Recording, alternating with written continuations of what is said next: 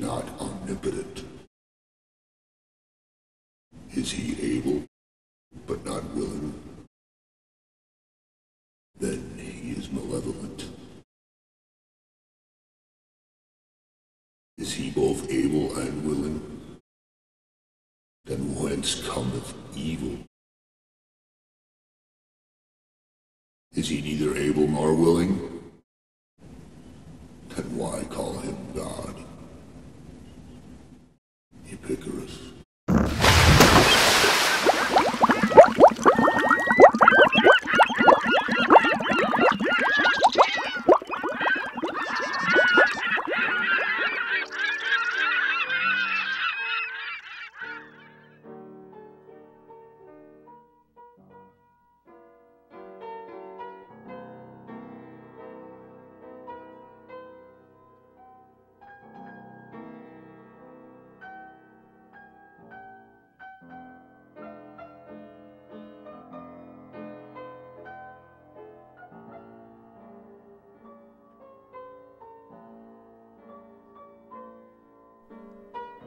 This is a recording that I did of my grandmother somewhere around the year of 2006. She's the one that inspired me with my insatiable love of music. When I hear this play, I'm reminded of my childhood memories, going to her house on many weekends where everybody would gather around the piano and we'd all listen to her play. We'd sing along happily late into the night. I would try to play with her, sitting beside her. I didn't really get into studying music until later in life, but I tried when I was younger with her. It was just a lot of good memories and fun times. There is another thing that my grandmother is in part responsible for.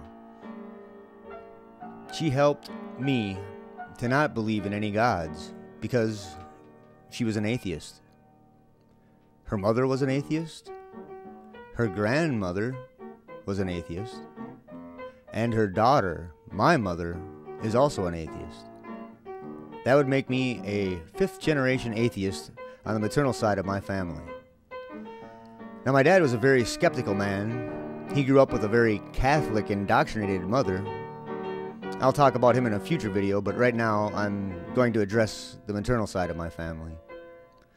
My great-great-grandmother was a sister to Josh Groban's great-great-grandfather. She and her brother were musicians. Her brother was the conductor of a symphony orchestra that toured around the Midwest. I don't really recall what year that was, but I haven't looked at my family history on my mom's side for a long time. She was a young widow with children. Eventually, she moved up to Minnesota, where she became a member of the Unitarian Church in a very, very small town. There, she became the music coordinator and lived her life out. The Unitarian Church is a good place for people that are atheists to go, especially if they are looking for the community thing, being with people, and don't want dogma attached to it. The Unitarian Church believes, like I do, and my mom did, that we should all find our own spirituality if we do find it. If we don't find it, we don't find it. You just gotta do what you do.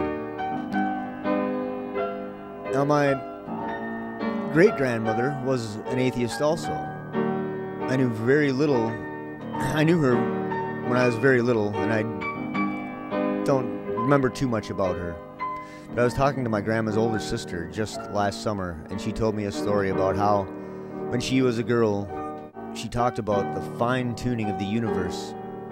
I think my grandmother's sister is 78 right now, so that argument's been around for a while. My grandmother's sister said that when she was talking to her mother, that she just sat there shaking her head and said, "Oh, Arlene, oh, Arlene." So all that being said, I basically don't think I had any chance of being a believer in any God. I actually did read the Bible in my early 20s, and that was the nail that stuck it through the coffin.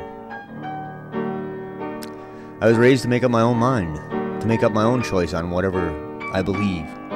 or not. I wasn't religion. I wasn't pushed to be an atheist. I just made up my own mind. I was raised to make up my own mind. Both of my parents did that to me. And it's like my mother, my grandmother, my great-grandmother, and I'd say my great-great-grandmother also, but I cannot verify that they were raised that way. And that's why I've always been an atheist. Cheers.